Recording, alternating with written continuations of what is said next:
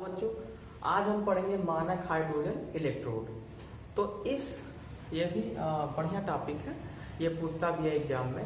तो मानक hydrogen electrode का निर्माण हम कैसे करेंगे, तो हम समझते हैं। कह रहा है कि मानक हाइड्रोजन इलेक्ट्रोड, पहली बात तो आप ये जानिए कि सभी धातुओं का हमें ज्ञात है, जिसमें हाइड्रोजन का जो मानक हाइड्रोजन इलेक्ट्रोड जो है यानी E0 है, वो कितना माना गया है, 0 माना गया है। यानी आप कह सकते हैं कि मानक हाइड्रोजन इलेक्ट्रोड जो अन्य धातुओं का ज्ञात किया गया है वो हाइड्रोजन के सापेक्ष ज्ञात किया गया है, क्योंकि हाइड्रोजन का इलेक्ट्रोड विभव 0 माना गया है। तो हाइड्रोजन के सापेक्ष धातुओं का मानक हाइड्रोजन इलेक्ट्रोड ज्ञात किया गया है। अब ये कैसे बनेगा मानक हाइड्रोजन इलेक्ट्रोड, तो हम क्या करते हैं इसमें कि पहली बात तो 2-3 चीजें ध्यान देंगे कि हम लेंगे 1 मोल HCl, ठीक है। एक बीकर है, ये हमारा बीकर है जिसमें 1 मोल HCl हमने लिया है। इसमें क्या है कि एक हम कांच की नली ये ले रहे हैं। ये क्या है, हमारी कांच की ये पूरा नली है, ये कांच की एक नली है। इस कांच की नली के अंदर ये प्लेटिनम की छड़ है। कांच की नली के अंदर क्या है, प्लेटिनम की छड़ है। इस प्लेटिनम की छड़ के नीचे जो है ये प्लेटिनम ब्लैक, ठीक है, एक पदार्थ तरल टाइप का हमने लिया है कि प्लेटिनम ब्लैक पदार्थ का लेपन किया गया है।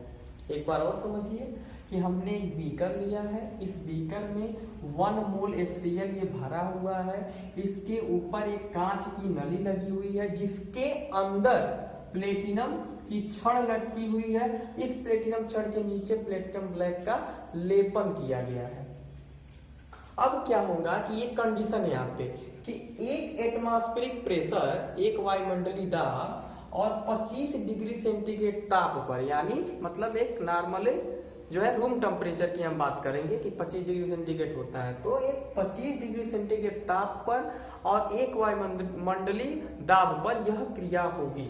तो जब इस कांच की नली के द्वारा हाइड्रोजन गैस हम जब प्रवाहित कर रहे हैं, यहाँ से हाइड्रोजन गैस ऐसे आ रहा है, तो यह क्या होता है कि इस कंडीशन में, इस शर्त पर यह हाइड्रोजन गैस प्लेटिनम ब्लैक पे द्वारा अवशोषित कर लिया जाता है। और उसके बाद क्या होता है, जब यह अवशोषित हो जाएगा तो जो हमारी प्लेटिनम की छड़ है कि किसका निर्माण हो जाएगा, मानक हाइड्रोजन इलेक्ट्रोड का निर्माण हो जाएगा।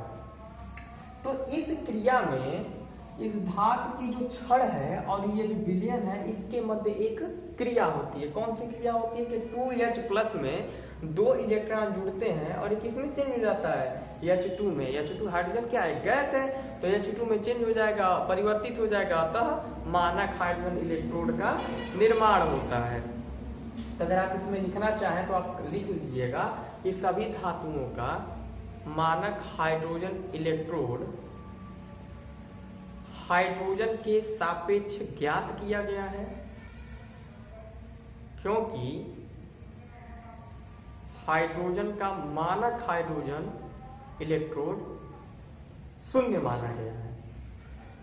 अगर आप इसको फिगर बना लीजिएगा, इसके बारे में लिखना चाहें तो एक बार रफली मैं बोल दे रहा हूं कि आप ये लिखेंगे कि एक बीकर में 1 मोल HCl लिया जाता है। इसके ऊपर एक कांच की नली लगी होती है, जिस कांच की नली के अंदर प्लेटिनम की छड़ होती है, जिसके नीचे प्लेटिनम ब्लैक का लेपन किया जाता है।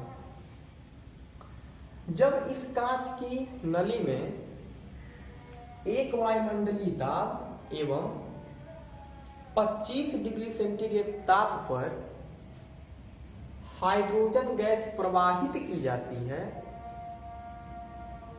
तो यह गैस प्लेटिनम ब्लैक के द्वारा अवशोषित कर ली जाती है। फलस्वरूप मानक हाइड्रोजन इलेक्ट्रोड का निर्माण होता है। इस क्रिया में धातु की छड़ और विलयन के मध्य एक अभिक्रिया होती है। आप इस सब क्रिया को दिखा दीजिएगा, 2H plus 2E minus H2 में परिवर्तित हो गया। तो इसे आप बना लीजिए, जो बोलूँ इसको लिख लीजिए। तो अब हम अगला जो टॉपिक है पढ़ेंगे विद्युत रासायनिक श्रेणी, इलेक्ट्रोकेमिकल सीरीज। तो विद्युत रासायनिक श्रेणी क्या है, तो आप इसमें बता सकते हैं कि सभी धातुओं के जो मानक हाइड्रोजन इलेक्ट्रोड हैं वह हाइड्रोजन के सापेक्ष ज्ञात किए गए हैं।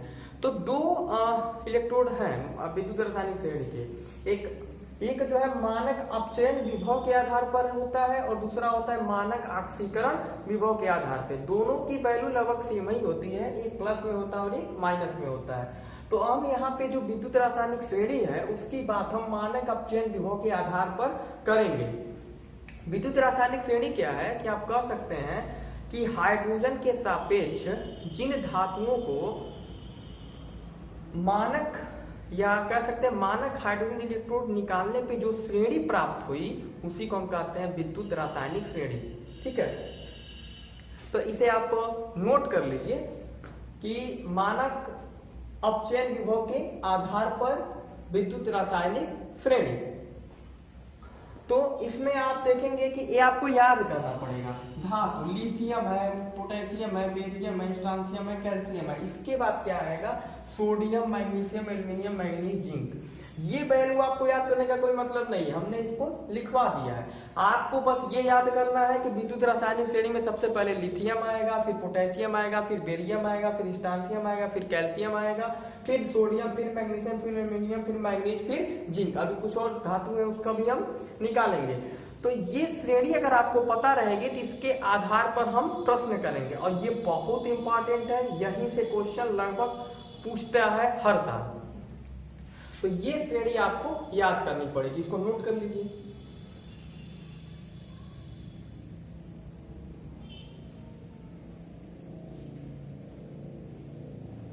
आप इसको कह भी सकते हैं विद्युत रासायनिक श्रेणी को कि मानक अपचयन या मानक ऑक्सीकरण विभव के आधार पर एक क्रम में धातुओं को एक क्रम में रखने पर जो श्रेणी प्राप्त होती है उसी को विद्युत रासायनिक श्रेणी कहते हैं। मतलब मानक ऑक्सीकरण के आधार पर निकाल लें या मानक अपचयन के आधार पर निकाल लें, हमें एक सीरीज मिल रही है, एक श्रेणी मिल रही है, इसी को कहेंगे विद्युत रासायनिक श्रेणी।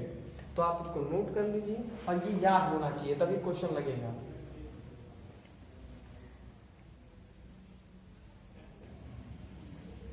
आगे इसके बाद की जो सीरीज है वो क्रोमियम है, आयरन, जिंक के बाद chromium, iron, cadmium, cobalt, nickel, tin और ये पीबी लेड हो गया।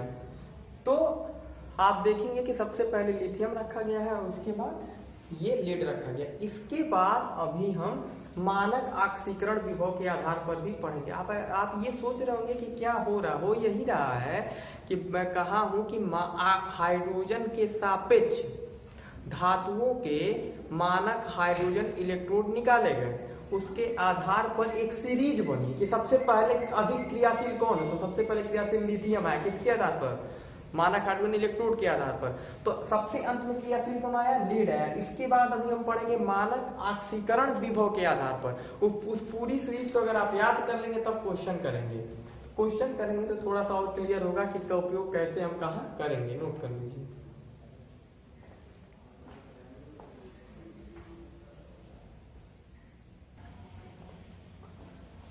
अब ये अगला जो हम पढ़ेंगे वो मानक ऑक्सीकरण विभव के आधार पर पढ़ेंगे। तो मानक ऑक्सीकरण विभव में क्या होगा, देखिए ये हो गया H2 का 0, मतलब 0 के ऊपर जो मानक अपचयन था वो माइनस में आ रहा है और मानक ऑक्सीकरण में 0 के नीचे क्या आ रहा है, प्लस में आ रहा है। तो यही हाइड्रोजन के सापेक्ष जो पहला भी हम लिखे मानक अपचयन विभव के आधार पर वो निगेटिव में था, ये पॉजिटिव में हो गया। तो देखिए H2 का 0, फिर कॉपर, फिर Hg मरकरी हो गया, सिल्वर हो गया, प्लेटिनम हो गया और Au गोल्ड हो गया। तो ये लगभग जितने भी आपको हमने सीरीज लिखवा दिया, आपको केवल ये याद करना है कि हाइड्रोजन के बाद कॉपर आएगा, कॉपर के बाद Hg आएगा, फिर Ag आएगा, फिर Pt आएगा, फिर Au आएगा, silver, platinum, gold, mercury, copper, hydrogen. तो शुरू से लगा जैसे आप याद करते हैं ना, hydrogen, helium, lithium, beryllium, boron, क्रम वायु, वैसे इसको भी एक सीरीज को आप याद कर लीजिएगा। आपका तो आज क्या ही होमवर्क है कि आपको विद्युत रासायनिक श्रेणी पूरी याद हो जानी चाहिए, जिसके आधार पर हम अगले वीडियो में प्रश्न करेंगे। नोट कर लीजिए।